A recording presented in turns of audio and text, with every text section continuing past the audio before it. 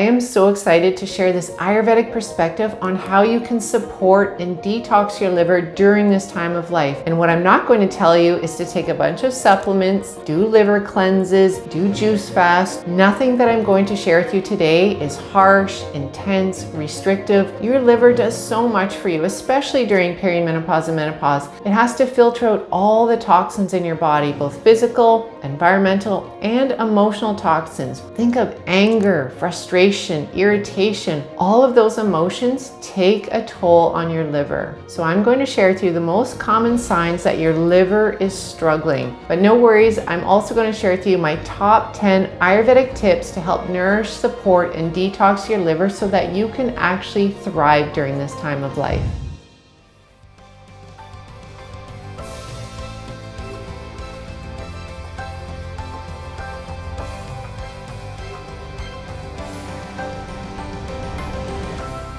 I think one of the most obvious signs that your liver is struggling during this time of life is hot flashes. Hot flashes are a result of a hot and congested liver. Same with night sweats. The other sign that your liver is struggling is if you have any inflammatory skin conditions. Remember, the skin is a reflection of your digestive health and your liver health and your emotional health. So if you are feeling a lot of stress and anxiety and frustration, it will show up in your skin as inflammation. The next three signs aren't as common. A lot of women haven't put that piece of the puzzle together, but thyroid imbalances, whether it's Hashimoto's or hypothyroidism, this is definitely tied to the health of your liver. The other one is hair loss. I lost half of my hair within a year. I couldn't believe how much hair was coming out. It would just come out in clumps. It was everywhere in the shower. There was hair on the floor. I didn't even want to brush my hair because I knew if I brushed it or even washed it, so much hair would come out. But your hair is a reflection of your liver. And if you're losing a lot of hair, that is a sign that your liver is very hot. High cholesterol is another sign that your liver is struggling. Your liver is responsible for removing the excess cholesterol from your bloodstream. And if it's congested with digestive toxins and environmental toxins, it's really hard for your liver to remove all the excess cholesterol. This is one thing I see over and over and over again with women that I've worked with. They have high cholesterol. The next sign is that your digestion is struggling. You feel bloated, gassy, tired after you eat, maybe heartburn, maybe you have constipation, or on the other end, diarrhea. In order for you to have a strong digestive system where you can eat and actually absorb all the nutrients from your food, you need to have a healthy liver. And the last sign that your liver is struggling was a surprise to me. I had no idea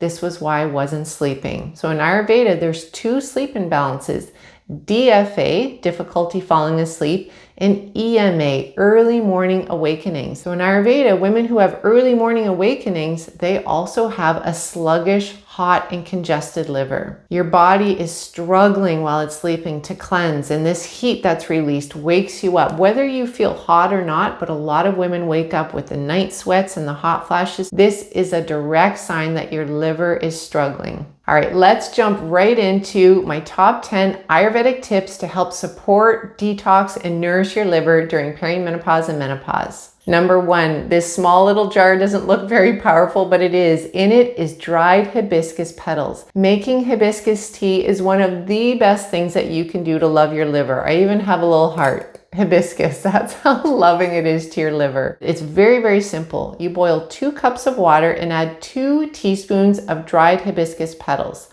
Now you want to steep this for longer than an average tea. You want to steep it for at least 15 to 20 minutes so it turns into that dark ruby red color. We want it pretty potent. And then you can strain that tea and sip it between meals. However, there is one thing that I do need to mention. If you have low blood pressure, you do not want to drink hibiscus tea because it lowers it even more. The good news is though, if you have high blood pressure, hibiscus tea is amazing for that as well. The next Ayurvedic tip is to drink aloe vera juice. Aloe vera juice is one of the best things that you can do to support, nourish, and detox your liver in the most gentle way. It's not shocking to your liver. We're not forcing it to detox. This is something that will detox over time. It's just a daily habit. I recommend drinking a quarter cup on an empty stomach first thing in the morning. You can just add a splash of warm water to it just so you're not drinking something ice cold from the fridge the first thing in the morning. Wait 5 or 10 minutes and then have 2 cups of warm water. This is the best way to start your day loving your liver. The third tip is to add fresh herbs to all your meals. Well, maybe not breakfast, but definitely lunch and dinner, especially cilantro and parsley. Parsley has always been known to cleanse the liver, again, in a very gentle way. And cilantro is the plant to the coriander seeds, and cilantro will remove heavy metals from your system. You only need 2 tablespoons a day of chopped up cilantro in your meals to really gain the benefits. Now, I know everyone doesn't love cilantro like I do, but there's other herbs. Oregano, dill, mint is very good. Not only do these herbs taste good, they make your meal look so beautiful. Fresh herbs are so nutritious and they are packed with polyphenols. The fourth tip is pretty common, but I'm going to share a twist on it that you may not know about. It's incorporating leafy greens and green vegetables. We're talking about kale, collards, broccoli, all these really nutrient-dense leafy greens and green vegetables. However, there is one leafy green vegetable that I never recommend for women going through perimenopause and menopause, and it's spinach. And if you're wondering why I'm suggesting to not eat spinach during perimenopause and menopause, is because spinach is very heating. It's very high in histamines. It can cause itchiness and heat in some people, and it did for me. I've had so many women say their skin feels so much better, they feel less itchy, less inflamed when they cut out spinach. Now, the other thing that you have to do with your green vegetables and leafy greens is you need to cook them. And I know this goes against all the beautiful salads and everything you see on Instagram or social media, but in Ayurveda, cooking your food is so much easier to digest. It's actually the best way to draw out all the nutrients from your food. All right, the next tip, I got to show you what these are. These are raw silk Ayurvedic lymphatic drainage gloves. How do these gloves even support and nourish your liver? Well, these get your lymphatic system moving again, and the job of the lymphatic system is to get toxins out of your body. And the less toxic overload your body has, the less toxins your liver has to produce. Remember, we're trying to help our liver out in any way we can, and getting our lymphatic system moving through either massage or exercise will do wonders for your liver. These are pretty simple. You can get a pair on Amazon. They're called Garshana gloves. And you want to do vigorous strokes on your arms and your limbs, circular motions on your shoulders, knees, and joints, and then gently down your neck as far you can reach on your back, and end up on your stomach from your belly button out, going clockwise, a nice massage. You will feel the difference. I use these every day before my shower. It just takes a few minutes. It's really simple to use.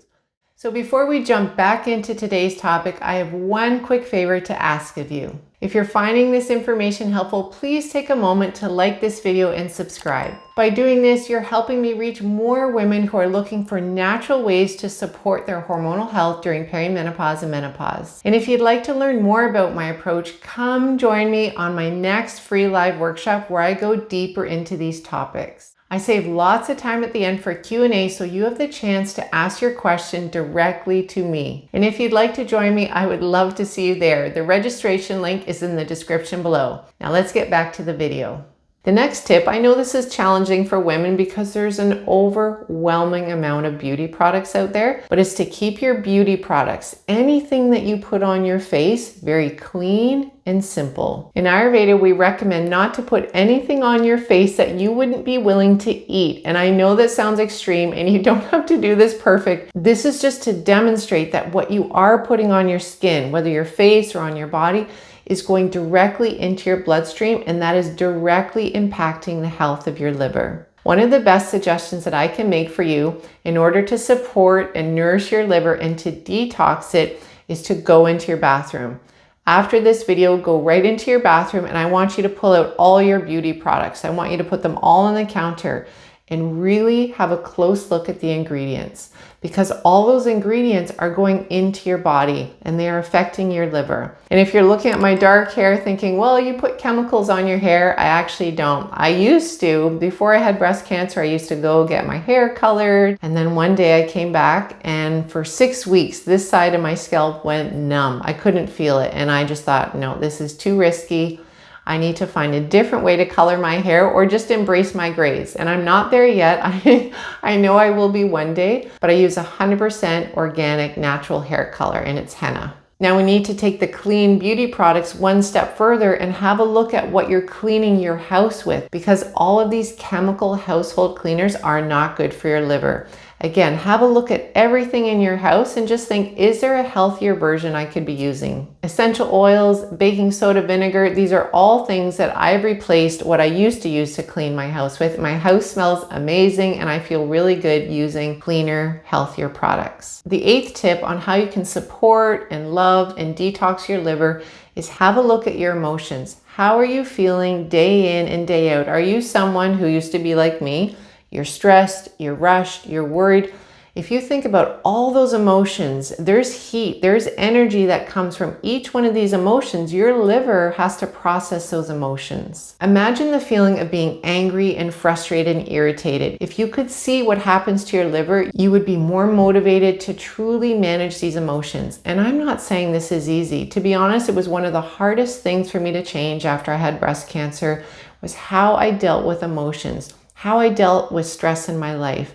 It's not easy. It did not happen overnight, but I knew I got a second chance. I wasn't going to mess this up. I really did a renovation on my thoughts. Neuroscience shows us that 95% of the thoughts that we have today are the exact same as what we had yesterday. We're telling ourselves the same old boring, limited, stressful, negative, overwhelmed thinking day in and day out. And all your organs, especially your liver, are really suffering because of this mental chatter going on in our minds. And I could sit here for hours sharing with you all the different ways that you could manage your emotions, but the number one way for you to manage your emotions that is quick and easy is through your breath. Okay, so the quality of your breath reflects the quality of your life. I'm going to take that one step further.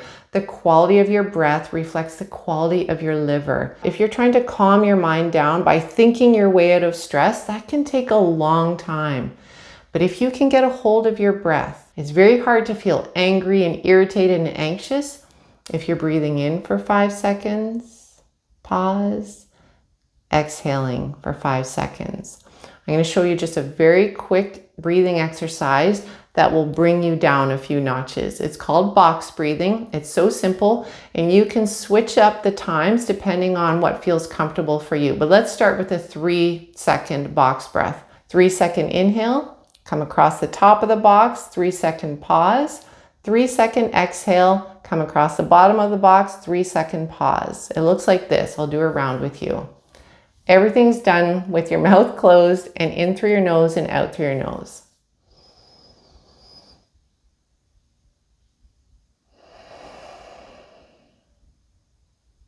Now, it shouldn't feel stressful.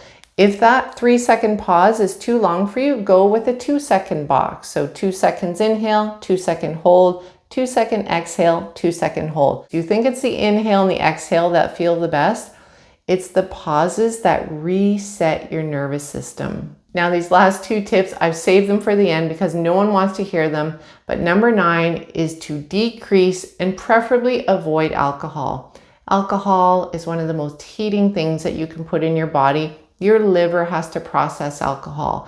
It literally is a toxin to your liver.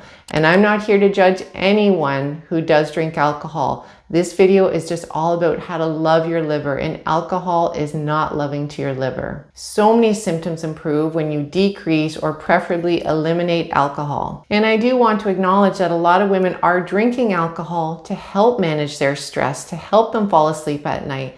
but it backfires. What you're doing in the short term will only make the long-term symptoms worse. And number 10, avoiding processed and sugary foods. We all know that our body thrives on healthy, clean foods, but sugar is very inflammatory. And when we go through perimenopause and menopause, the inflammation naturally rises because our hormones are on this roller coaster. And one of the best things that we can do for our liver is to decrease the amount of sugar we're eating and the processed foods. The processed foods comes with so many additives and food colorings and flavorings. Your liver has to process all of that. One simple rule that I like to keep with my eating is, how simple can I make this meal? In our culture, we're always thinking about what can we add on to our meal to make it healthier, when in reality, it's what can I take out of my meal to actually make it healthier. Let me explain. I love the example that my teacher gave me. If you take a meal and you've added all these ingredients, trying to make it healthier and healthier, adding this and that and this and that because that's good for you and that was good for you and they say this is good for you,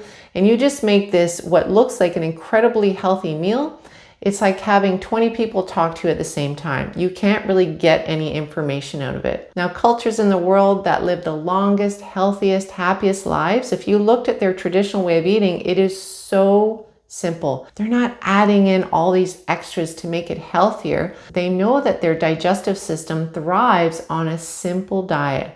So I like to look at my meal and think simple. How can I make this meal so simple? Because that's what my digestion wants. Thank you so much for watching. I hope this video gave you a better understanding of what's going on in your body and reminded you that you don't have to accept these symptoms as your new normal. If you enjoyed this video, please give it a like and subscribe to my channel. Every week, I share practical tools, natural strategies, and Ayurvedic wisdom to help you feel your best during perimenopause and menopause. And if you're ready to take the next step, I'd love to invite you to my next free live workshop. I share my step-by-step blueprint to living symptom-free during perimenopause and menopause, and share practical tools that you can start implementing that night. If you'd like to join me, you'll find the link to save your seat in the description below. Thank you again for being here. It really does mean a lot to me. Be kind to yourself, trust your body's ability to heal, and I'll see you in the next video. Much love.